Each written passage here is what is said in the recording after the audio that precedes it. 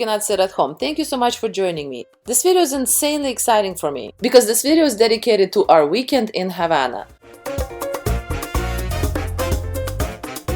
Over here is a video of me trying to talk to you right directly from Havana, but the AC sound was too loud. So I am gonna do a voiceover. It was an amazing weekend. It was a very eventful weekend. And I want to take you through the whole weekend, what we did and where we went. And then at the end of the video, I want to give you tips on how to maximize and what to expect from Havana and from Cuba when you're going there, because there is actually a lot to unpack. So without further ado, let's go. First, we need to talk about how we even got to Havana. So to do that, we went to our representative, so our Sunwing representative at our hotel. We stayed at Iberostar Thanos in Varadero, but pretty much anywhere in Varadero hotel, I'm sure they're gonna have the same thing. And what he suggested is that we hop on one of the day trip buses. We pay 25 American dollars per person, so 50 for the two of us. And all this bus does is just gets us to Havana. It's a 2-hour drive. We stopped at the bathroom over here, had some pineapple, and met some friends, actually, very lovely people, also from Toronto. We're from Toronto. Those guys also were just taking the bus and then kind of exploring Havana for a couple of days as well.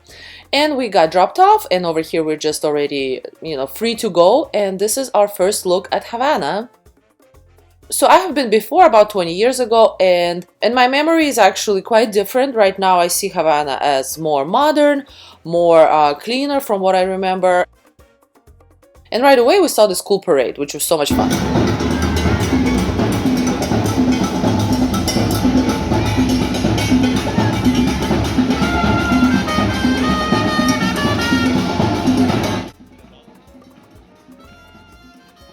Loved how they have just random parades around the street. Very cool. We did give them $1 for the tip. Then we went to this church. The entry to it was something very small, something like maybe 50 cents.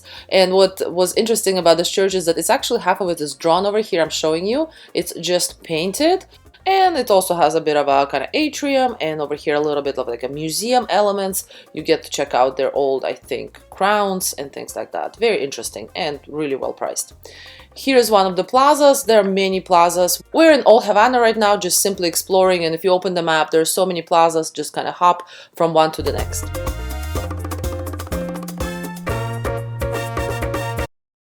We have seen numerous times in Havana people doing these dance classes. I don't know, I'm guessing it's for locals. It's definitely something I would love to partake, we just simply don't have the time. Anyway, let's explore further. Over here I'm showing you the state of some of the houses. Over there at the top, stuff is pretty much crumbling.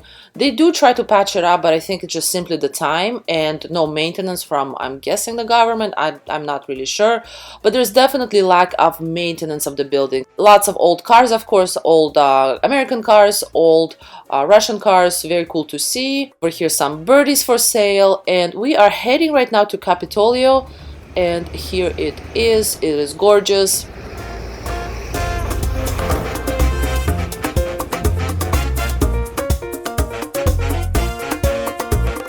Is often compared to United States Capitol in Washington DC, but this one is actually a meter higher and a meter wider and has more detail, much richer detail.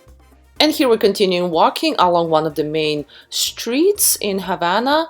Lots of people, but overall everything is actually feeling very safe. I did not feel unsafe at any point. And this is when we started to see all of the gorgeous shiny cars, vintage cars. We are continuing down the street called Marti. And during the daytime over here, they're having the different artisans. This reminded me so much of La Rambla, if you have ever been to Barcelona. Very similar feel.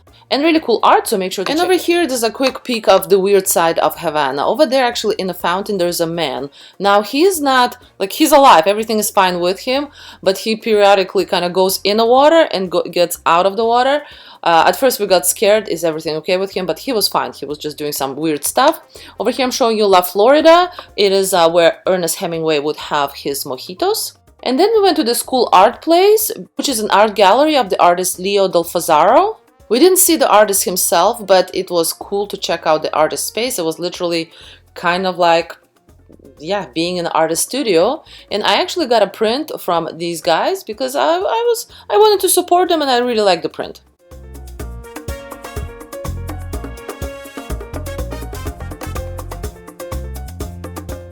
And over here we are at the very famous Cathedral Square, checking it out and taking lots of photos because this is very well known. And afterwards we actually got pretty hungry because our bus ride was about 2 hours, so we went to this lovely restaurant. This place is called La Dominica.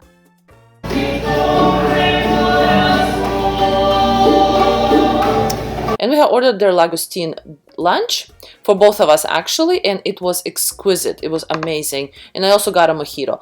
Make sure to go here. This place was definitely not the typical touristy kind of place. It wasn't as maybe pretty, but the price was right. The food quality was great. There's also even a patio, but it was so hot we had to sit inside. And after the lunch, we have decided to check in into our Airbnb. So here's actually where we are staying. Can you believe that this is Airbnb? It looks absolutely gorgeous, looks like a theater. And this is our room.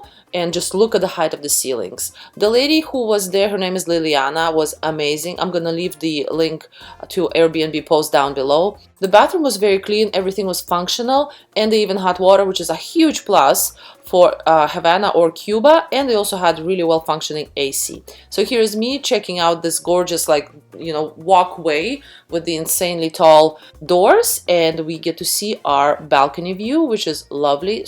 And it's straight onto the old Havana. Liliana gave us a bit to drink and we were off to check out more of old Havana. Here's again the lobby of our Airbnb. The owner also gave us our keys so that at any time we could walk in ourselves. So what we wanted to do now that it's getting a bit towards the evening, so we went along the shore, along the water, towards the market, and we just checked out the school restaurant, some interiors. We didn't stay in the restaurant, we just wanted to kind of explore and see what is there.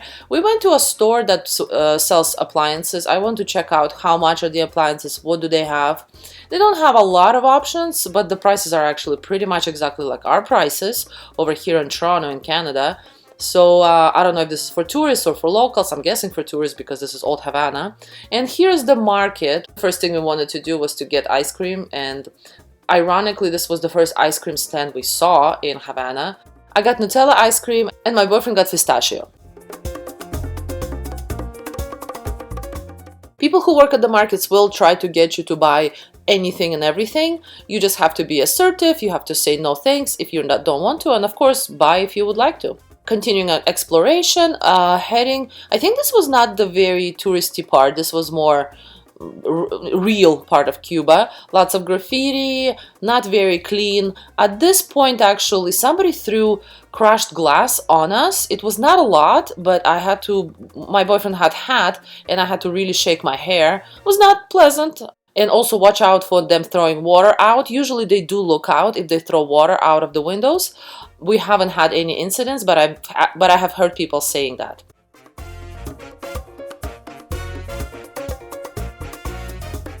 And some of the graffiti they have is exquisite. And the buildings, just look at the detailing of this fairly regular building. So now we were exploring and exploring, and I noticed that this hostel, this is just a hostel, it mentions that it has a patio. So we asked the lady, can we go to the patio? And oh my god, this was such a gem. So this is not the place we're staying at the Airbnb, but you have to go and check out their amazing patio. Insanely gorgeous, right onto the waterfront of Havana. So this restaurant is called Havana 5 Restaurant, and we loved everything about it. You can go even higher. There's even one more level that you literally can do a 360 view of Havana.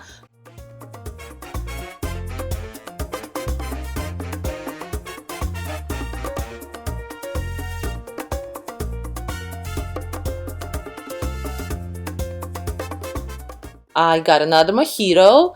It was amazing, and we got a catch of the day, which was actually full-on fish, and we just got one and we shared, and here's all of the pricing. They give you pricing in all of the different currencies. And here's the view of that patio on how it looks from the outside. And now it's time for sunset. This was getting close to the sunset. We went really close by that restaurant to the point called Malecon. And it's just kind of like a really long seawall where all of the locals and tourists gather together to just look at the sunset and just say goodbye to the day all together, which I thought was such an amazing thing.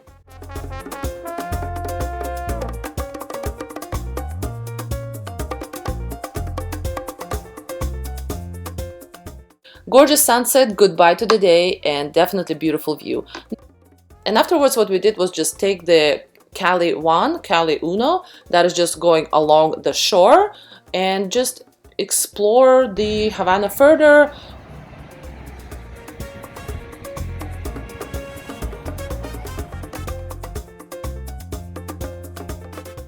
It's so interesting to me that in Havana you see kind of falling apart buildings right next to the most gorgeous sculptures, and it's such a city of contrasts, but it's beautiful in its own gorgeous way.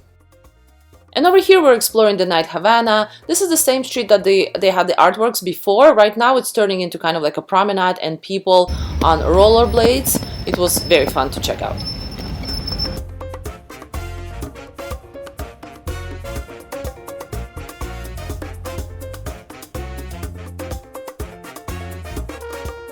So we walked a little bit closer to the canal at this point, and what we were trying to do is, there is a Fortaleza de San Carlos de la Cabana that is on the other side, and from there they actually shoot one cannon at 9 o'clock in the evening every day, and we wanted to hear that cannon.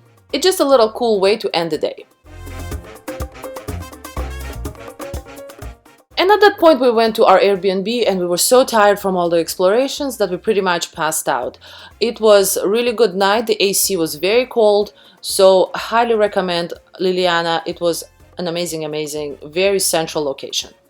Also, for an extra charge, this was $7 per person. She makes the most amazing breakfast. Here she is making us scrambled eggs with some sausage, and it was amazing, very filling.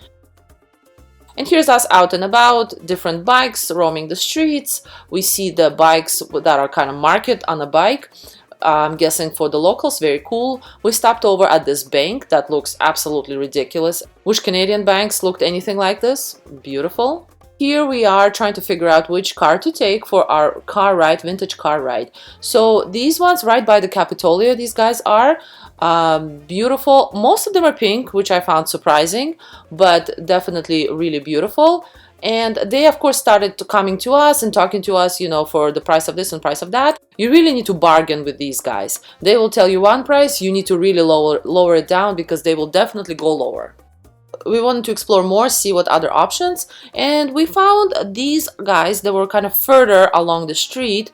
They were mainly red, and there were only 3 of them, but one guy specifically was really good, really fast, really great English, and we actually agreed to go with him. After bargaining, we got him for $90 American for 3 hours, which actually ended up 4 hours because he took us to a restaurant. But I will talk about the restaurant later on. For now, let's go on our tour. First, he takes you along the same Cali 1, so that you see the beautiful lakefront of Havana. He tells you all about the history. This is a very historic hotel. And he told us lots of interesting facts about Cuba and about the buildings. Just some fascinating history. His car is his grandfather's car. His grandfather got it in 1957. It's a Chevy. I don't remember what kind of Chevy, but they are basically all exceptionally good fixers of the cars. And actually a car broke down and he fixed it pretty much right on the spot. It was really cool to see. We got to a place called Fusterlandia. So this is a little bit away from Havana, and I really wanted to check it out because this is all about really artsy mosaic neighborhood. And it is done by the artist whose name is Jose Fuster. He's a functioning artist who has first started, I think, his own place, but then his neighbors asked him to do their places, and it just kind of continued and grew. And I think he still does his mosaics up until this day. For whatever reason, we thought that this house was the first house to check out. There's actually one main area, but we ended up in this house, which I left because it's also really cool. And I'm sure once finished, it will be even more greater. But in fact, the Fusterlandia place is actually right over there.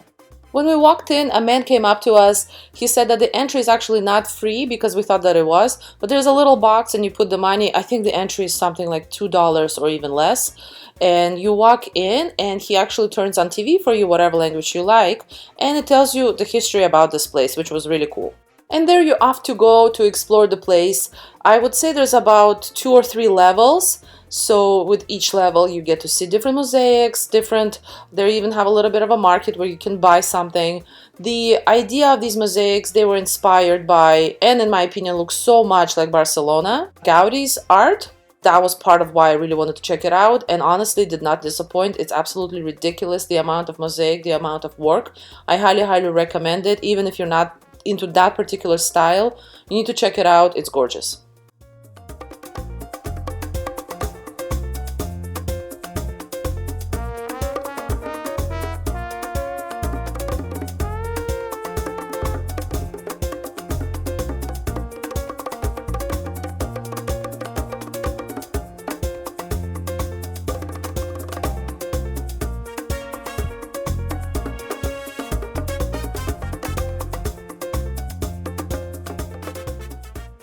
And on the way out, watch out for this friend. He was just chilling over there, eating the grass right into the in a mosaic kind of area. I'm guessing he's a local celebrity, a local pet. And it was really nice to see such a lovely large turtle. And by the way, I never shown you our car up close. Here it is, and together with our driver, gorgeous, bright red, beautiful car. The seats were exceptionally comfortable. The only negative thing about these kind of cars is, of course, they do emit the fuels because they're old school, old age. So there was a little bit of the smell, but once it's moving, you do not really feel it that much. And over here, we're heading for our next destination, which is the Havana forest. And even before getting to the forest, you could see that it has sort of like a Avatar movie feel to it, with all of these greenery kind of going down and the trees being ridiculously tall. I was very excited for it. A really beautiful looking area. And another amazing thing about this forest is once you stop, you get to realize that this is kind of the congregation of all of the gorgeous vintage cars also on the tour, same as us. Different people or travel agencies.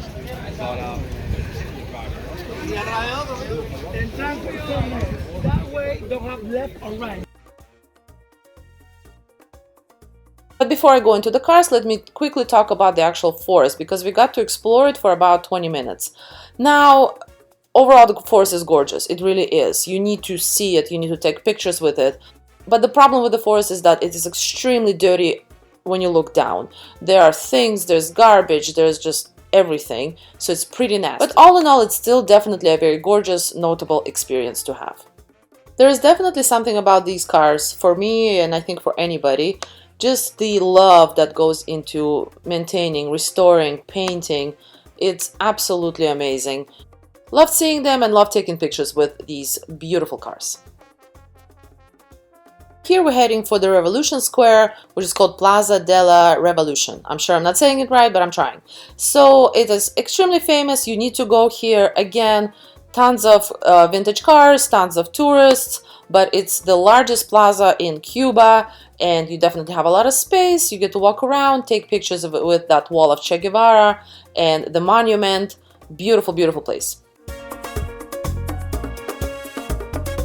And this is when the spark plug of the car actually went out and we needed to change it. By we, I mean, of course, the driver. But it was really cool to see what's under the hood of the car.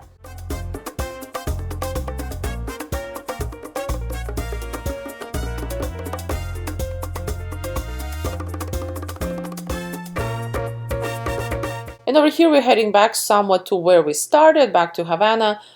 But at this point we wanted to eat something. And by the way, at this point this was already almost 2.5 hours of travel. So our driver took us to one of the best places he knows for lunch.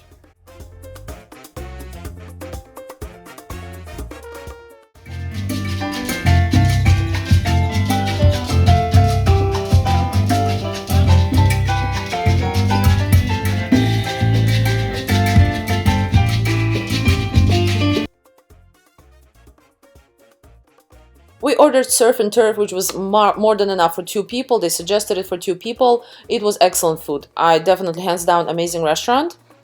The only issue with this restaurant is, of course, it was pricey. For the 2 of us, it came to $70 American, which is pretty pricey for Havana, but I don't regret. It was amazing music, amazing food. It was all great. So at this point, we had a couple of hours to kill before we need to start heading back home, and we explored further. Love the art, love the graffiti of Havana, very cool, very artsy, definitely lots of talented artists here. Also, Havana has an insane amount of cats. They just live on the streets, but it seems like they do get fed, at least some of them. So it was cool to check out the cats. What we also found out in Havana is that time moves extremely slow. I think it's connected to extreme heat, and because sometimes we would think that, oh, we've been walking and exploring for so long, but it's been only 15 minutes. And both me and my boyfriend noticed the same thing. So we went to this cafe, it's called Cafe O'Reilly, and we actually went up on the second floor and we ordered some lemonade. The interior of the place was actually really cool. There was not a single person in it. I'm not sure why, because it was actually not a bad cafe. To be completely honest, our lemonade was absolutely horrible, but it's not the cafe's fault, because it seems like they simply don't have lemons or it's shortage. So what they do is they just use one of those like acidy, liquidy things, like the seasoning almost for lemon, and they just add it with insane amount of sugar and ice. So I would not suggest ordering it, but then we just wanted something to drink and just pass the time in a, in a shaded area, so this was it. So now let me tell you about how we actually got back to Varadero. By the way, from Varadero to Havana is about 2 hours drive. And it turned out to be incredibly hard for a few reasons. So the lady who dropped us off in the tour bus, she said that to go to the same place that they dropped us off at 3 o'clock, and there will be other tour buses that you can just simply jump back on, same as what we did, for $25. Because they hopefully should have available spaces to take us back to Varadero. So when we got there and we started asking the bus drivers of the tour buses if they could take us in, they said that no, because they're full, and only there were 3 buses because this was Sunday, and Sunday has less buses than Saturday, and it was an Easter Sunday, so that's another reason that there were less buses. So we were actually pretty confused and didn't know what to do. Meanwhile, there were other tourists that were there doing the same thing. So our friends actually from the first bus, the ones that were on our bus, and there were 2 more people from Canada, from Montreal, that also were here. So there's 6 of us now, no bus, and we don't know what to do. We started asking taxis, but there's not a lot of taxis that could fit 6 people. We would ask taxis that could fit 4 people, and even they wanted $300 for 4 people, which was ridiculously expensive. We did finally find a taxi driver in a van that could fit all 6 of us, and they took us back home. There were 2 taxi drivers in that taxi. They were okay to drive us for $150 American, which we're only happy to, because divided by 6, it was $25 per person, which was amazing. But you can find on a regular Sunday a cab for about $120 American. Just make sure to keep on bargaining with them, and walking away also helps, because they usually will call you back. Now I would like to talk to you about the good and the bad that we have experienced in Havana and in Cuba in general. So first, let's go over the pros, the good things about Havana. Number 1 thing is this is a historic gem. This is one of those things that's literally the time has been frozen. This is socialist country that is very interesting. It has its own culture, it has its own flavor. Be it for better or worse, I'm not going to be here commenting on the economics elements of it, because I just simply don't know enough. But it is fascinating how it's almost preserved in history. So I highly recommend going there just for that element. Now, the second great thing is that this is literally once in a lifetime. I think this is my very strange suspicion that Cuba is going to go through changes. There are talks, like when we were talking to Cuban people in Havana, they are very hopeful that things are going to be changing. Things are building, things are changing, and time is taking its toll, meaning the buildings are going to start to kind of go away and crumble, the historic buildings. So this is once in a lifetime opportunity. I'm probably not going to come back there anytime soon, and I suggest you go there while it's still in its as beautiful and gorgeous, even with it being a little bit dated. But the look of it is amazing. The next thing I want to talk about is the people of Cuba. They are amazing people. And right now I'm not talking about people who are trying to sell you anything. These are just, if you talk to a regular Cuban person, they are lovely people with great soul. They know so much. They're very intelligent. Most of them are highly educated. It was a joy to talk to a few, but decent amount of Cuban people. And another thing that was absolutely great is the food. The fact that they are lesser on the pesticides versus here. The food is more, even my stomach liked it more. There's less fried elements, less processed foods that they eat, which I think contributes to the health of people. And check out my food video. It's going to be linked down below, and it's going to be at the end of this video.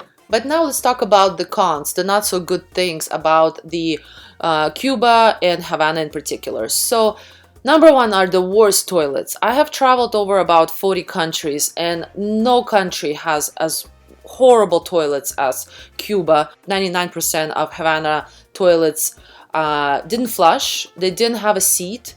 Forget about toilet paper, forget about the door closing. And most of the time you are asked, oh, and forget about the soap. And most of the time you are asked to pay for the tip when going into said bathroom. And then they will give you actually toilet paper and water to flush it down, which they will do for you, but it's still, the whole experience is absolutely horrific. Number two thing that I really did not like are the local hustlers. Watch out for this. This is pretty much when we were walking. So it's me and my boyfriend. When we were walking, I would say every 2 minutes we were approached by somebody, usually a male, sometimes kids, but most of the time it's males. And they would start the conversation with, where are you from? Trying to be friendly, then trying to ask, you know, where are you going? What do you want to do? Do you want a car? Do you want a restaurant? And it will always go into, oh, I know the best restaurant. I know the best cigars. They probably do know good places. I'm not saying not to go for it. It's not dangerous or anything. It's not dangerous, at least not as far as I'm aware of. But they do get a cut. So, for example, if they take you to the amazing restaurant that they're talking about, the price that you're going to be paying, either the menu is going to be different price, like they're going to give you a different menu. Anyway, somehow you're going to end up paying higher price versus if you were to just walk into a restaurant by yourself. So I don't suggest that. And for me, what worked is I just simply say no thank you, being gracious, but at the same time firm and looking away. My boyfriend actually did not mind. He was okay with having a bit of a conversation with these guys. They are friendly. They are, you know, not aggressive, at least not the ones that we have met, but they're very persistent. And sometimes when you do entertain and talk to them, it can be very, very long before they leave you. So just watch out for that. Number three, really not a great thing, are the tips. I understand this is the country that runs on tips. It's a socially difficult country, meaning like the money is difficult, but it becomes to a point of ridiculousness. For example, so I'm not actually talking about tips that are just where the tip is due. So like after restaurant service, it's totally acceptable. I'm not talking about that. I'm talking about things like you would be sitting at a restaurant and the band would be like on a patio very far away from you, and they would be playing, and then at the end of them playing, and you didn't even hear them because they were so far away, they will come over to you and they will ask for a tip. And when you say, no, thank you, we were too far, we weren't really listening, they will actually say, no, no, no, you owe us a tip. So it's the forceful tipping that I really did not appreciate, and that happened a number of times. The fourth thing I want to talk about that is not great are the gases. So Havana is extremely polluted because all of the cars are vintage, they're old cars, so watch out for that. Not sure how to go about that. You just have to accept that you're going to be smelling gases of car exhaust for the whole trip there.